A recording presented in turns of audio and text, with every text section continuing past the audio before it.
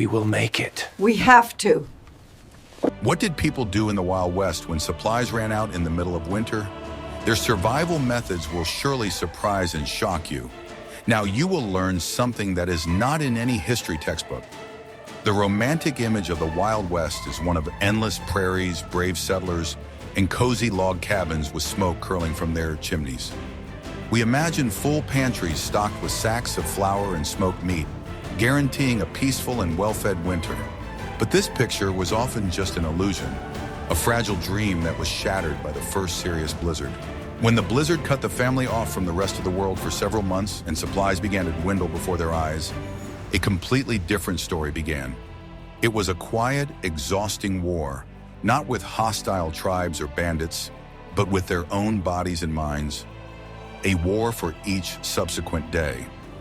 In this war, the main weapons were not rifles and axes, but endurance, ingenuity, and the ability to look beyond the limits of human capabilities. Watch this video to the end, and you will learn how the silence in an isolated hut became scarier than the howling of wolves, why the owner of an extra handful of salt could consider himself a king, and what psychological tricks help people stay sane when the last crumb of bread was eaten. I will reveal the most carefully guarded, hushed-up secret of the pioneer settlers, one that was never written about in the bravura, optimistic reports on the conquest of the Wild West for the general public. This uncomfortable secret is the extreme fragility of their food security and the frightening speed with which the autumn confidence in a bright tomorrow was suddenly replaced by the quiet despair and hopelessness of winter. In the fall, the pantry of a hard-working settler, or root cellar, a cellar dug into the ground for storage, truly looked like a treasure trove of abundance, filled to the brim with the fruits of the entire family's hard labor. Heavy sacks of coarse cornmeal, wooden barrels of salted fatty pork, numerous glass jars of canned vegetables from the harvest, and bundles of fragrant dried herbs created a powerful, deceptive sense of security and readiness. The tired family looked with pride at these impressive reserves of their labor and sincerely believed that they were fully prepared for any winter, even the harshest and longest on the frontier. But this was a dangerous, self-assured illusion of prosperity, a fatal self-deception that categorically ignored the main invisible enemy, the relentless passage of time and unforeseen catastrophic circumstances that were impossible to control. The first calm months of winter passed with relatively carefree consumption of supplies, and virtually no one in the family kept strict, meticulous records of every portion or pound eaten. It seemed to everyone that the huge reserves would be more than enough to last until spring, and this dangerous belief was reinforced by every hearty dinner at the hearth. However, the harsh frontier did not forgive human carelessness and negligence, and the inevitable retribution for it came suddenly and mercilessly, like a bolt from the blue. Unexpectedly long abnormal frosts, deeper snow than usual, or serious illness of one of the key members of the family could catastrophically disrupt all optimistic calculations for the winter.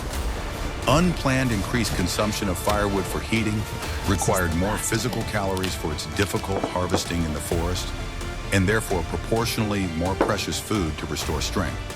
And so, on one of those gray January days, the worried head of the family went down to the cold cellar with a lantern and realized with growing alarm that the supplies were melting away and disappearing much faster than had been optimistically planned in the fall. Panic began to creep into his heart. From that alarming moment of realization, strict daily accounting of the remaining supplies and strict rationing began, but it was often already too late to change anything. Psychologically, it was incredibly difficult to make a sharp transition from the recent autumn abundance and generosity to the harsh regime of austerity and hunger. The mind categorically refused to believe and accept that these impressive autumn mountains of provisions could really run out before spring, leaving the family to die. Denial of reality was a defense mechanism of the psyche, but a deadly one. It was this sharp, painful transition from a feeling of complete security and control to a sudden awareness of the impending catastrophe of famine that was the most difficult psychological test for the settlers. They were faced not only with a physical lack of food in their stomachs, but with the complete collapse of their fundamental confidence in their ability to control their own lives and destinies. They realized with horror that their fate and survival now depended not on their hard work and skills, but solely on the unpredictable whims of the weather and blind luck. This realization of helplessness was devastating to their pride and self-esteem. This critical moment became a turning point in a traumatic experience when the family realized that there were still several endless months ahead before the saving spring thaw and the first green shoots, and the bottom of the wooden barrel with salted meat was already visible, exposing the wood. Satisfied glances at the full autumn shelves were replaced by desperate glances at the empty ones, and this moral decline was psychologically more frightening than any physical blizzard or frost outside. Now every day that passed turned into a painful mathematical problem of survival with one unknown. Would they be able to physically make it to spring, or would they die of hunger? The weight of this terrible realization was catastrophically exacerbated by complete geographical isolation from civilization. It was impossible to simply go to the store for groceries or ask for emergency help from neighbors who might be dozens of miles away, separated by impassable deep snow. The family was left alone with their inexorably emptying pantry and the looming death from exhaustion, with no hope of outside help. The psychology of survival in a crisis required immediately accepting the harsh new reality and beginning to act decisively according to plan. But the severe shock of suddenly dashed hopes often temporarily paralyzed people's will to act. People continued to desperately hope for a miracle or luck, for a sudden early thaw, instead of immediately soberly switching to a strict diet of hungry survival. This dangerous procrastination and postponement of decisions, born of the illusion of the recent autumn abundance, cost many migrant families dearly in health or lives. I would be very interested to hear your balanced opinion on this issue. What exactly do you think about how modern, pampered people, accustomed to constantly full supermarket shelves, would cope with such a heavy psychological blow of realizing the shortage? Write your opinion in detail in the comments below. Are you ready to learn the truth about what the average settler's diet actually consisted of, even in good times? We often imagine the tables of the pioneers laden with game and pies, but the reality was much more prosaic and monotonous. Their diet was based on three products, known as the 3 M's: meat, meal, flour, and molasses. Meat almost always meant salted pork. Pigs were relatively undemanding, and their meat was easily preserved by salting it in barrels. This salted meat was so salty that it had to be soaked in water for hours before cooking. But even after that, it remained tough and retained a pungent taste. Flour referred to coarsely ground cornmeal. Wheat was a more capricious crop and required mills with high-quality millstones, while corn could be ground on any primitive hand mill. This flour was used to bake unleavened flatbread, cook porridge, or make polenta. Molasses, a cheap and accessible sweetener, replaced expensive sugar. It was added to porridge and baked goods to somehow brighten up the monotonous taste. These three components, supplemented with strong and bitter coffee, formed the basis of the diet for many long months. Fresh vegetables were a seasonal luxury. In summer and autumn, pumpkins, beans, cabbage, and potatoes were served, but they had to be prepared in advance. Drying, salting, and canning were vital skills that determined whether there would be any fiber in the winter diet. Hunting could add variety to the menu, but it was not a reliable source of food in winter. It was difficult to track animals in deep snow, and ammunition was too valuable to waste without 100% certainty. Therefore, game was more of a festive dish than an everyday food. Dairy products were also rare, unless the family had a cow. Keeping a cow in the harsh winter climate was difficult and expensive. Therefore, milk, butter, and cheese were signs of wealth and prosperity. Such a diet was extremely monotonous and unbalanced. It was rich in calories, necessary for hard physical labor, but poor in vitamins. The lack of vitamin C often led to scurvy, even when there was enough food. Therefore, when real famine struck, it was not a question of a lack of delicacies, but of the disappearance of even this meager and monotonous food. First, the salted meat ran out, then the molasses reserves came to an end. In the end, only corn flour remained, which began to be divided into smaller and smaller portions. The struggle for survival began with the loss of even this minimal set of products. The monotony of the diet was replaced by its complete absence, and it was then that the settlers were forced to show miracles of ingenuity to find a replacement for their usual food. But what could replace flour and meat in the middle of a snow-covered desert? And what hidden resources did nature provide to those who knew where to look? What you have never seen is how basic human relationships changed under the pressure of hunger, creating their own cruel economy. When money lost all value, resources that could sustain life came to the fore. Ordinary products became treasures, and their owners became the temporary kings of this small, isolated world. Imagine that a cup of flour becomes more valuable than a gold nugget. It could be exchanged for a warm blanket, a few bullets, or even a promise of help in the future. A pinch of salt, without which the human body cannot function, became a strategic resource that was kept under lock and key. A complex and unspoken system of distribution began within the family. Every extra piece given to one person meant that another would not receive it. This created silent tension and required incredible wisdom and fairness from the head of the family to maintain peace. Those who had been more prudent in the fall, or were simply luckier, found themselves in an advantageous position. They could have a hidden stash that no one knew about. This stash became their most valuable asset and their most terrible secret, because its discovery could lead to unpredictable consequences. Social ties based on friendship and mutual assistance were put to the test. Asking a neighbor for help, if you could reach them, turned into a complicated deal. No one could give anything away for free because that meant taking it away from their own family. Strange forms of barter emerged. A few potatoes saved from the fall could be exchanged for help in gathering firewood. The ability to repair a tool could be exchanged for a plate of thin soup. Skills and abilities became commodities, just like food. This hidden economy bred mistrust. If one family looked better off than another, they were immediately suspected of having secret reserves. Any smoke from a chimney at an unusual time could be interpreted as a sign that the neighbors were cooking something they did not want to share. Even the simplest household items were reevaluated in terms of their value for survival. An old leather belt was no longer seen as an item of clothing, but as a potential source of broth. A candle stub was valued for the light and warmth it could provide. There was no room for long-term plans in this system. All economic activity was focused on one goal: to survive today and, if lucky, tomorrow. The value of everything was measured in calories and chances of survival. This invisible transformation of society was one of the deepest scars left by the hungry winter. It showed how thin the layer of civilized relations was, and how quickly it could thin when life itself was at stake. People learned to see each other not as friends and neighbors, but as competitors for a dwindling resource. What I am about to show you is banned in 12 countries, but we are talking about psychological experiments that nature conducted on people on the frontier. When a blizzard locked a family in a small log cabin for several weeks, that space became a real laboratory for studying the human psyche.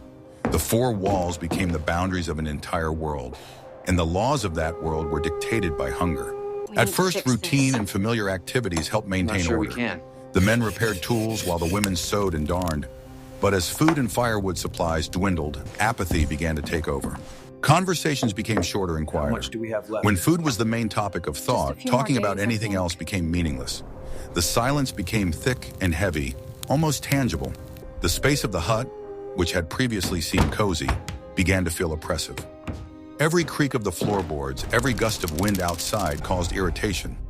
The lack of personal space led to a growth of internal tension that found no outlet. The roles in the family, which had seemed unshakable, began to blur. The authority of the head of the family could be undermined if he could not provide food. Women responsible for distributing food gained enormous, albeit sad, power. Time lost its usual structure. Without the need to go out to work in the fields, the days merged into one endless, gray twilight. The only landmarks were the meager meals, which were awaited with both impatience and fear. Ordinary objects began to take on a new, almost sacred meaning. The last handful of flour wrapped in a rag became a relic. An empty potato sack could evoke a storm of memories of times when people were well fed. Relationships between family members were severely tested. On the one hand, shared hardship could bring people together as never before. On the other hand, hunger exposed selfishness and forced people to see their loved ones as rivals for the last crumb. Dreams became vivid and painful.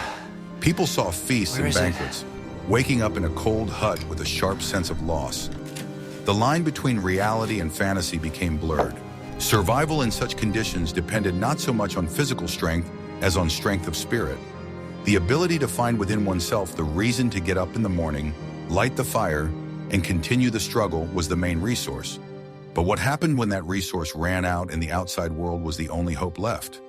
In the next chapter, you will learn what it was like to go in search of help through the icy desert. When the situation in the poor hut became critical and desperate, the whole family often made a last desperate decision that bordered on madness. One or two of the strongest and healthiest men volunteered to go through the snow for help and provisions. It was literally a journey into nowhere and the unknown, a gamble on survival in which absolutely everything was recklessly put on the line. The lives of the messengers and the fate of the defenseless family left behind, slowly dying of hunger in the hut. The destination of the desperate journey could have been the nearest military fort with a garrison, an isolated fur trader's post, or the ranch of a distant settler neighbor, which in normal warm weather could be reached relatively easily in a day's leisurely walk. But in the harsh winter, this seemingly short distance of a few miles dramatically turned into an almost insurmountable deadly obstacle for a person. Deep snow, several feet thick, waist deep, made every painful step forward a real physical test of endurance, taking away the last calories and strength. The equipment for such a suicidal journey was kept to a minimum and as light as possible so as not to waste the precious strength of an exhausted body on carrying extra weight on one's back. A few crackers or pieces of dried meat, if they miraculously remained in the house, an old rifle with a few precious cartridges for protection against wolves, and an axe for firewood. That was all the meager possessions they could count on for the journey. The main vital tool was homemade wide snowshoes made of branches and leather, without which physical movement in deep snow would have been absolutely impossible. A person would simply sink chest deep with every step and drown in the snow. The main invisible enemy of the traveler was not the cold itself, but the piercing wind and the so-called insidious snow blindness from the reflected light. The constant icy north wind mercilessly penetrated even the thickest clothing and methodically took away the last of one's strength and body heat. And the bright winter sun, intensely reflected from the endless, dazzling white snow cover, could temporarily deprive a person of their sight by burning the cornea, leaving them completely helpless and disoriented in the middle of a snowy desert with no landmarks. Snow blindness was a death sentence for a lone traveler. There were virtually no landmarks for navigation in the white desert. All the familiar features of the terrain, winding streams, well-trodden paths, deep ravines, were completely hidden and buried under a thick layer of leveled snow. An exhausted traveler could only rely on a compass if by some miracle he had one with him, and on his own intuitive sense of direction, which in a monotonous landscape could easily deceive him fatally, causing him to walk in circles. It was easier than easy to get lost, and many never found their way back. The mortal danger was not only in getting lost and not finding their destination. Deceptively deep snowdrifts could hide pits, rocks, or frozen stream beds with treacherously thin ice that could not support weight. One wrong, careless step could lead to a painful fall and serious injury to the legs or back, which in such extreme conditions of isolation was practically equivalent to a death sentence without trial. There was no help to be found for hundreds of miles around. The long nights on the road were the most difficult and painful time for the psyche. It was extremely difficult to build a proper, warming fire due to the acute shortage of dry wood under the snow. Often, the exhausted traveler had to settle for a small, smoky fire made from damp branches, which provided minimal warmth for the body, or desperately burrow into the snow like a needle to somehow shelter from the deadly wind that sucked the life out of him. Every night was a test of the will to live and a struggle against the temptation to give up. The psychological pressure of loneliness was simply enormous and unbearable for the mind. A person walked for days in complete solitude, surrounded only by endless white silence and quiet on all sides. The deadly monotony of the landscape and the oppressive silence of nature weighed heavily on the fragile psyche, inexorably causing apathy, hallucinations, and an obsessive desire to simply lie down in the soft snow and never get up again, frozen to death. Many succumbed to this temptation and fell asleep forever in the snow, unable to withstand the psychological pressure of infinity. Often, such heroic expeditions for help ended in absolute failure. The exhausted traveler, having heroically spent several days walking in the right direction and still not finding the expected help, was forced to turn back to his family, if he still had the minimum strength and provisions to do so. Returning home empty-handed without help was a heavy and devastating moral blow to the entire waiting family, who lost their last hope of salvation and were doomed to a slow death from starvation. Sometimes, however, blind luck smiled on the desperate daredevils and rewarded their persistence. They might accidentally stumble upon a temporary camp of trappers or miraculously reach a settlement. But even in this rare lucky case, there was absolutely no guarantee that other people had enough surplus provisions and food that they could physically share with a stranger without harming themselves. Often, everyone was in the same dire situation, on the brink of survival. What if I showed you a time machine and transported you to a world of people who viewed winter not as a disaster, but as a normal season?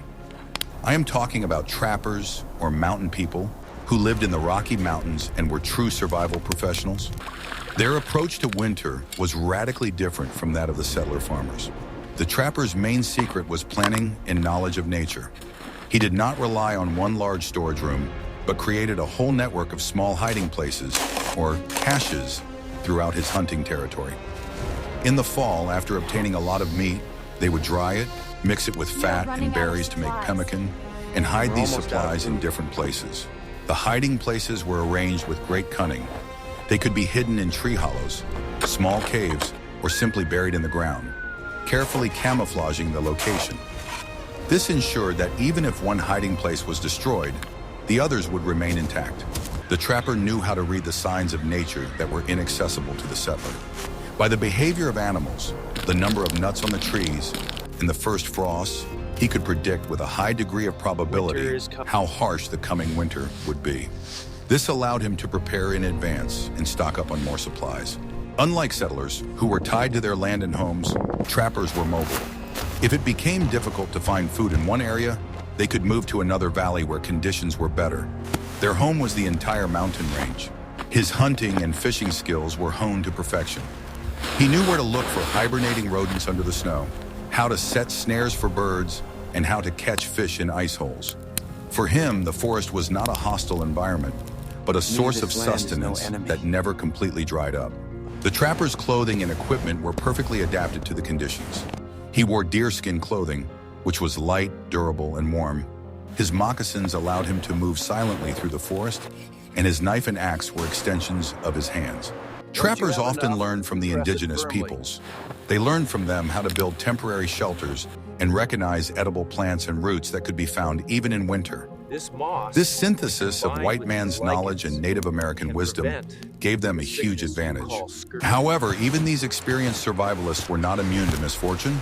An unusually harsh winter, illness, or injury could put them in a desperate situation.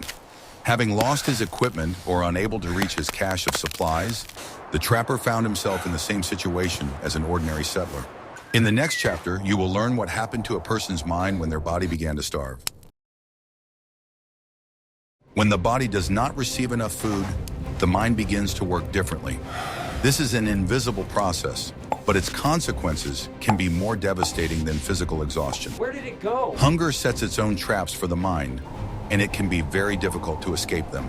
The first thing that happens is a loss of concentration. A person cannot focus on even simple tasks. All thoughts involuntarily return to food, to memories of past meals, to fantasies of future feasts. Then comes apathy and indifference to everything that is not related to food. Keeping the hut tidy, personal hygiene, communication, all this begins to seem meaningless and unnecessary. The only thing that matters is the search for the next portion of calories. The perception of time becomes distorted. The days drag on painfully. Each hour seems like an eternity. But at the same time, whole weeks can fly by unnoticed, in a state of semi-sleep and inactivity, which only exacerbates the situation. Increased irritability appears. Any trifle that a person would not normally pay attention to can cause an outburst of anger. This leads to conflicts within the family, poisoning an already difficult atmosphere. Dreams about food become obsessive and incredibly realistic. A person can taste and smell the dishes they dream about. Waking up from such a dream to the cold reality of an empty house becomes a real psychological blow. Hunger can also cause visual or auditory hallucinations. A person may think they hear footsteps outside the door or see smoke coming from a chimney in the distance. These false hopes exhaust the psyche even more. Memory begins to fail. People may forget simple things and have difficulty remembering recent events. The mind, trying to conserve energy, shuts down unnecessary functions. Despite their physical weakness, some people experience bouts of restless energy. They may wander aimlessly around the hut, rummaging through things, unable to find a place for themselves. This is an instinctive reaction of the body, pushing it to search for food. The most dangerous trap is the loss of hope. When a person stops believing that they will live to see spring, their will to live fades. In this state, they may refuse food, even if it appears, and stop fighting. When all their supplies had been eaten and hunting had yielded no results, the settlers turned to the last available resource, the wild nature that surrounded them, which at first glance seemed completely lifeless. They began to look for food where they would never have looked in normal times. It was food of desperation, allowing them to gain a little more time. One of the first sources of such food was tree bark. People scraped off the outer, rough layer of bark from pine and other coniferous trees to get to the inner layer, called cambium. This thin layer is rich in nutrients and even has a sweet taste in spring. The cambium was scraped off, dried, and ground into powder. This tree flour could be added to the remains of real flour to increase its volume. Or it could be cooked into a porridge-like dish that had a bitter, resinous taste, but provided at least some calories. The next step was to search for edible roots under the snow. People knew where wild onions, chicory, and other plants with fleshy roots grew in the summer. Armed with sticks, they dug up the frozen ground in the hope of finding something. Moss and lichens growing on rocks and trees were also eaten. Some types of lichens, such as deer moss, became edible after prolonged soaking and boiling. The result was a bitter, jelly-like mass, but it helped fill the stomach. Any items containing organic matter were used. Old leather boots, belts, and bags were cut into pieces and boiled for a long time. The result was a cloudy broth that provided the body with a little protein and fat. Candle stubs made of animal fat, lard, were not burned for light, but eaten. It was a concentrated source of calories despite its unpleasant taste. Each such stub was worth its weight in gold. Even the bones left over from previously eaten animals were put to use again. They were crushed into small pieces and boiled for hours to extract the last remnants of nutrients. This bone broth was a weak source of sustenance, but it was better than nothing. People collected and ate tree buds. They were tough and bitter, but they contained vitamins. It was a desperate attempt to combat scurvy and vitamin deficiency. Pine and fir needles were brewed like tea. This drink provided no calories, but was rich in vitamin C. Many families were saved from scurvy thanks to this coniferous tea. The use of such substitutes was the last resort before complete exhaustion set in. It was food that did not satisfy hunger, but only temporarily postponed the inevitable. But it was these few extra days that often separated the survivors from those who were less fortunate. After endless months of oppressive silence and deadly white monotony, the first timid sounds of the long-awaited spring acted like a miracle cure for the tormented people's souls and bodies. At first, it was a timid, hesitant drip from the roof of the hut, gradually becoming more frequent, more insistent, and more confident with each passing day. This simple but magical sound of falling drops meant that the unchallenged power of the deadly frost had finally weakened and was retreating. And it was the most beautiful, long-awaited music for the exhausted, emaciated people who had survived hell. Each drop was a promise of life and hope after the long nightmare of winter. Then the first long-awaited patches of dark earth appeared in the snow. Small dark spots of thawed soil on the endless white blanket of snow were joyful harbingers of returning new life and warmth. Exhausted people could stare for hours at these precious patches of exposed thawed soil, seeing in them a sacred promise of a future harvest, food, and ultimate salvation from starvation. The earth, hidden for months under the snow, was coming back to life. giving hope for a new beginning and the opportunity to plant seeds for the future harvest. The first babbling brooks of meltwater began to run merrily down the southern slopes of the hills. The ringing murmur of cold water forcing its way through the melting ice and snow was the living sound of long-awaited liberation from the captivity of winter. It symbolically washed away the unbearable weight of the long, seemingly eternal winter from the tormented soul and brought with it fresh hope for a better future. The water, frozen for months, was moving again, flowing, which meant that life was continuing and returning to the world after a long sleep and numbness. The air around changed dramatically and was transformed. It gradually ceased to be prickly, dry, and frosty, burning the lungs, and the first faint smells of damp, thawed earth, last year's decayed leaves, and swelling buds on the trees appeared in it. These subtle, natural scents of spring, completely unnoticed and ignored in normal, comfortable life, were perceived by a heightened sense of smell after a hungry, deadly winter as the most exquisite, expensive perfume or ambrosia of the gods. Each breath was a pleasure and confirmation that winter had truly receded and would not return. The return of migratory birds from the south was a real celebration and a celebration of life for people. Their cheerful chirping, singing, and cries filled the empty world with lively sounds that everyone had hopelessly forgotten during the long, dead months of silence. It was the surest, unmistakable sign that life and warmth were finally returning to these harsh lands forever. Birds are never wrong about timing, and their appearance meant that the worst was behind them, and they could start living again. Look, the first timid green shoots of grass breaking through the sunny patches of thawed ground were a true miracle of nature after months of whiteness. Hungry people eagerly picked young, juicy shoots of nettles, sorrel, wild onions, and garlic, and ate them raw on the spot without waiting for them to be cooked. It was the first real, fresh taste after endless months of monotonous substitute food and crackers. The vitamins in the fresh greens immediately began to restore the emaciated body, suffering from scurvy and vitamin deficiency after a winter without vegetables and fruits. In spring, the sun not only began to shine brightly from the sky, but also to truly warm the earth and skin. It was finally possible to leave the stuffy hut for the fresh air without fear of instantly freezing to death, and simply blissfully expose one's emaciated face to its healing warm rays. This simple but forgotten physical sensation of pleasant warmth on the skin gave the exhausted body an incredible surge of vitality, energy, and optimism. The sun healed not only the body, but also the soul, driving away winter depression and apathy. The thick ice on the rivers and frozen lakes began to crack loudly and slowly move under the pressure of the water. The ice drift was a formidable but majestic and mesmerizing spectacle of the power of nature. It symbolized the final, irreversible collapse of winter's shackles and prison and the long-awaited opening of waterways to the outside world and civilization. The rivers became navigable again, and it was possible to sail to trading posts for supplies and news after a long isolation from the world. The physical recovery of an emaciated body after prolonged starvation was a slow, gradual, and difficult, painful process that took weeks.